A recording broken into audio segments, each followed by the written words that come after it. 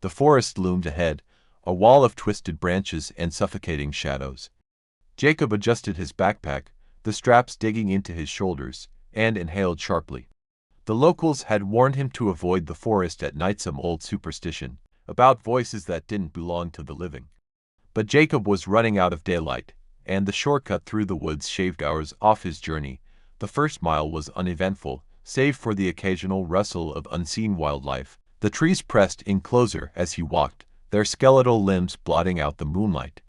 The air felt heavier here, damp and cold, clinging to his skin like a second layer. Then he heard it, a faint hum. It was soft at first, like the echo of a breeze through hollow bones. Jacob stopped, turning his head. The sound grew clearer, forming into an unearthly harmony. It wasn't the wind, it wasn't birds, it was voices. "Hello," Jacob called out, his voice cracking. The choir of voices didn't answer, but they didn't stop either. They swirled around him, a dissonant melody that seemed to crawl into his ears and settle in his skull. He quickened his pace, the crunch of leaves beneath his boots masking the whispers. But as the path stretched ahead, the voices grew louder.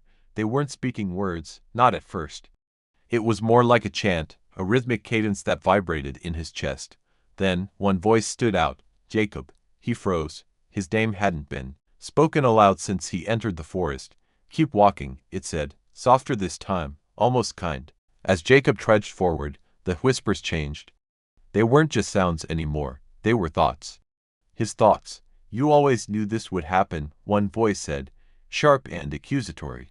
"You think she forgave you," another hissed, feminine and full of venom. He stopped, spinning around. "Who's there?"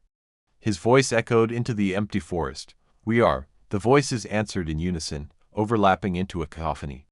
Each word felt like a needle piercing his brain, drawing memories to the surface. He clamped his hands over his ears, but it was no use.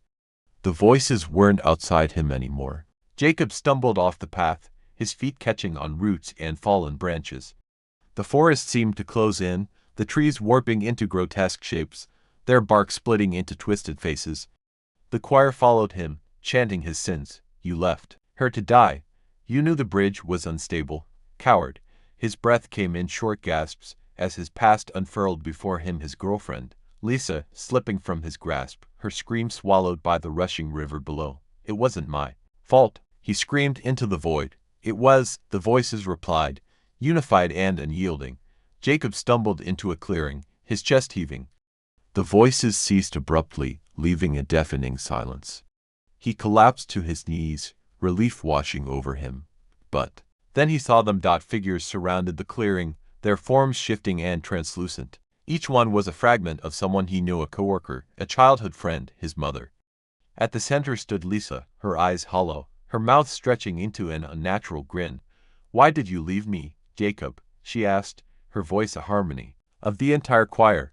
His words caught in his throat, her grin widened, her features distorting. "You can join us now." The figures began to sing, their voices weaving into a mournful hymn. Jacob felt himself being pulled forward, his limbs moving of their own accord. He tried to scream, but the sound was swallowed by the choir. The last thing he saw before darkness claimed him was Lisa's outstretched hand, pulling him into the abyss. Days later, a search party found Jacob's backpack on the forest path, its straps neatly unbuckled. Of Jacob, there was no sign, only the faint echo of voices in the trees, harmonizing his name.